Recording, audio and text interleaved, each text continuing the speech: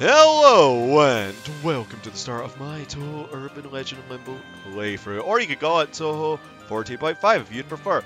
Now, why did I choose this particular one as a playthrough? Well, it's been a very long time since I last played it, and when I did play it, I played it in its original Japanese language, and I'm not really good at reading it, so there's been an English patch out for this for a while. Albeit this is not the PS4 version, so there's no extra mode, there's no raising, nothing like that. But I think the game will hold well enough on its own. And secondly, I tried out the Touhou 50.5 trial, and I was actually really enjoying it. And I was just thinking, oh, I'm really craving this, so why not? Why not make a playthrough of this game's story mode whilst I'm at it? Because it's an experience I want to share with you lot, because I haven't really played through the game's story in English, so it's going to be an interesting experience to say the least for me.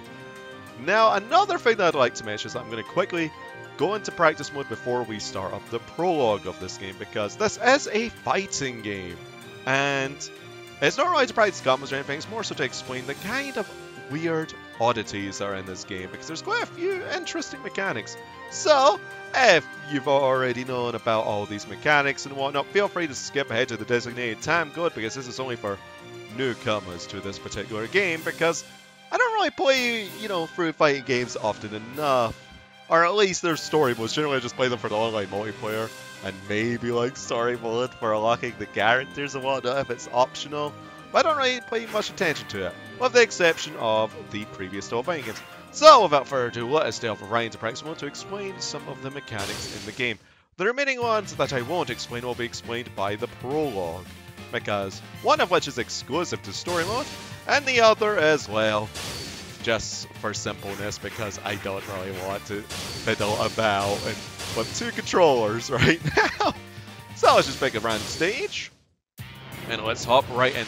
Alright, so first and foremost, you can see that we are in fight. Now, generally this is how Touhou characters fight in the bullet hell games, and they wanted to recreate that in a fighting game format. Originally in games like Hiso Tensoku, Immaterial Missing Power, and Scarlet Weather Rhapsody, not in that order, holy moly, that is the wrong order if I ever heard one. They were generally ground-based. There was no real flight except for like a dash mechanic in the game, which you could stay in the air for quite prolonged times. But anyway, enough mumbo-jumbo. The main difference between this fighting game, at least as far as movement goes, is the fact that, well, there's no crouch. You just have a downward jump. You have an upwards jump, a downwards jump, a back dash, and a forward dash. That is basic movement. And movement is very important in this one because it's used to actually aggressively get close towards your opponent because of a certain mechanic that will be explained in the prologue soon enough. But anyway, how do the inputs work in such a game? Well, let's just say there aren't really any. If you've played games like Super Smash Bros. Or any game of a similar genre, it could even be Rivals of E4, from the top of my head, let's just say you've got your usual fighting game buttons, or at least a couple of them. For example, we've got Heavy Shot. That'd be the equivalent to, say, a Heavy Punch in another fighting game.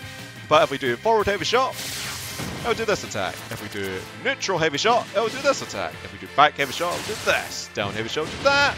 And then Up Heavy Shot, it'll do that. So you can kind of get the picture there. Similar rules apply to Light Shot, except with one exception.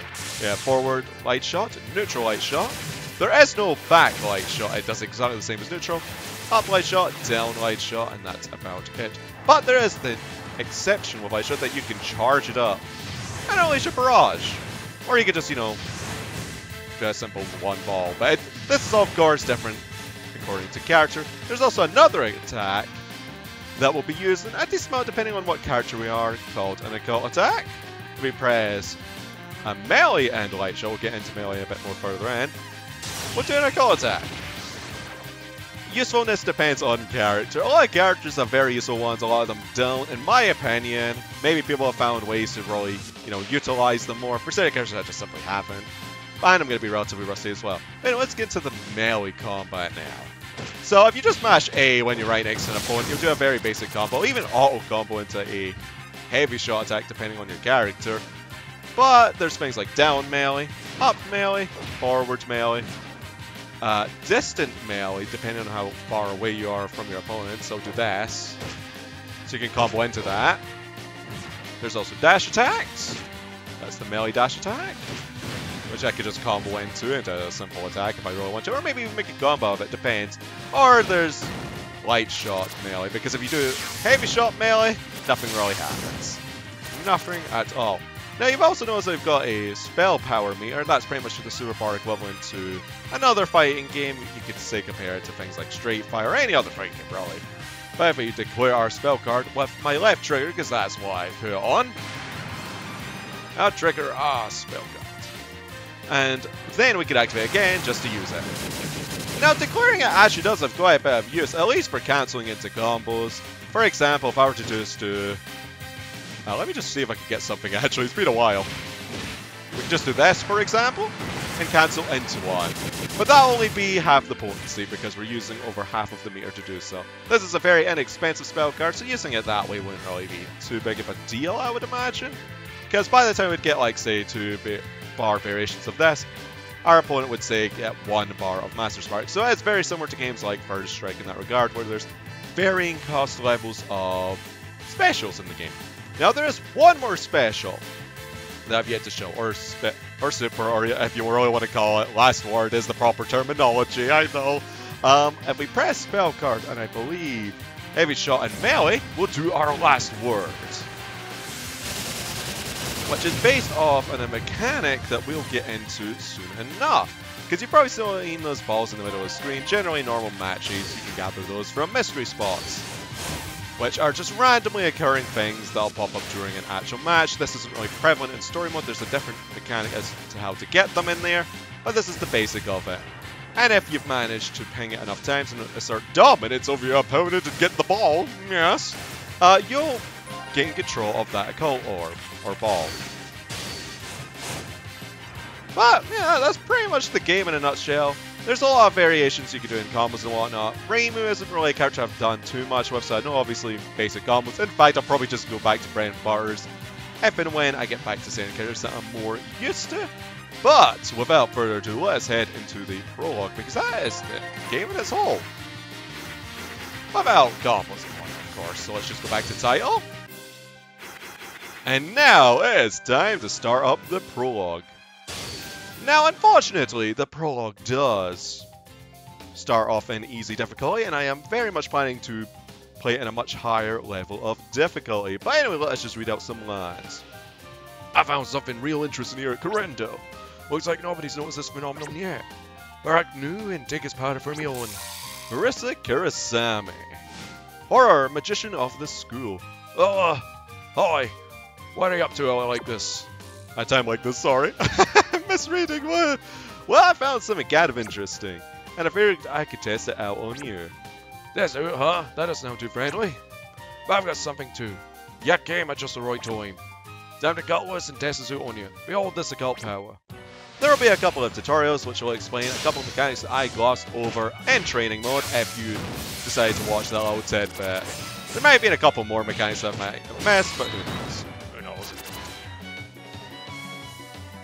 It's been a while, so I'm basically going off of memory. Anyway, spell guards and grazing. This is a graze mechanic. This is why I mentioned that dashing is a very, very aggressive type that they can do.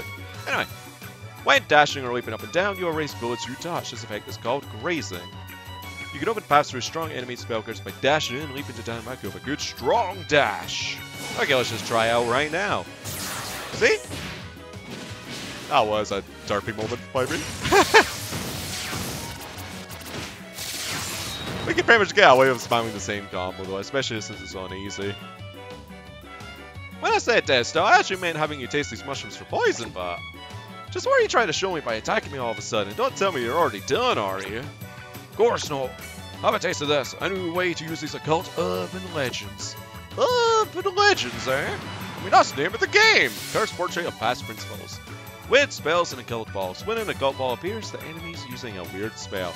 It works harder than a spell card, and your attacks barely have any effect on them like this. Troubling. Occult spells and occult balls. The weak point you should aim for is the occult ball.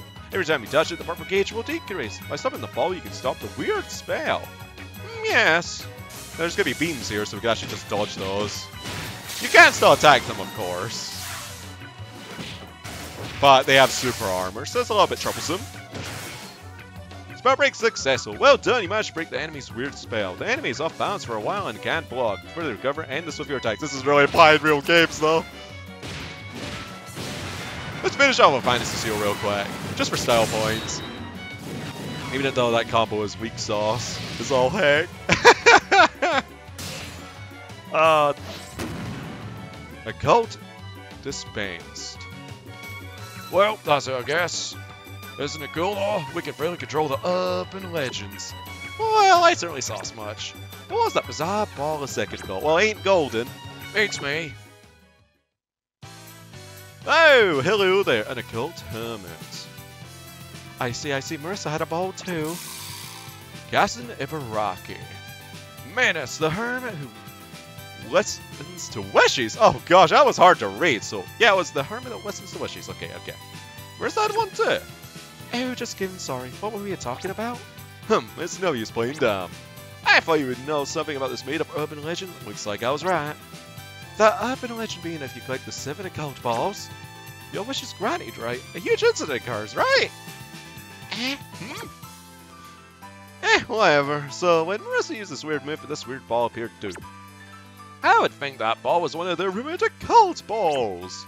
Although in the first place, I don't know if someone just made that rumor by using a made-up urban legend. If you're sorry about Marissa's truth, then you're the one holding that occult ball right now. My apologies, but I'll be taking that ball here and now. Don't take the ball! Wait, we have 2 right now? Yeah, we do. I'll be left with 1. I can't remember how to combo as much with Raymond.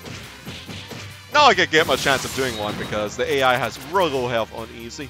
I would have liked to keep the tutorial and play on Lunatic, but it's one or the other. I mean, admittedly I could have just explained. That doesn't work. Hey, that's that phase done. And the grants wishes until death. Oh, are you gonna man touch me? Oh, just touch this ball a little bit. Oh gosh! Oh yeah, it only pops up when she's busy doing the attack, eh?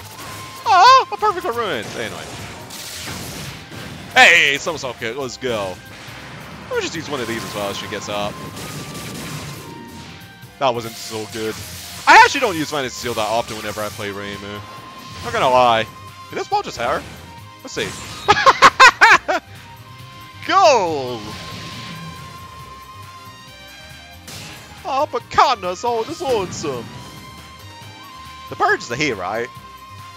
Anyway, well, I figured as much. You're not going to hand it over that easily. Using my full strength here would be risky for several reasons.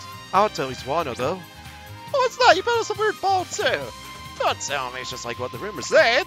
Remember, this ball is dangerous. There's a rumor that someone fabricated. This ball isn't a made-up urban legend. It's likely a genuine occult incident. Yes. But darkness of the night of occultism. Jeez, thanks for all that weird stuff she was saying. I'm too intrigued to sleep.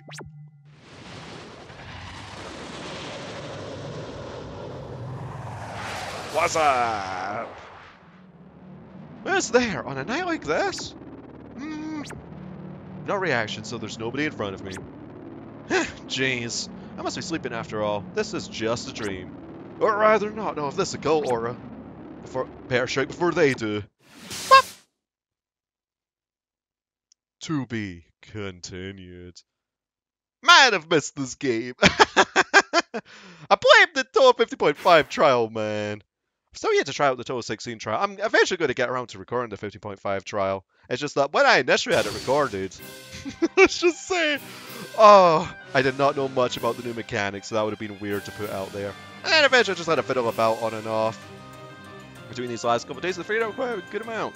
Anyway, folks, thank you all for watching this first episode of Touhou Urban Legend in Limbo. And I'll see you all next time with some more of the occult. Ta-ta for now.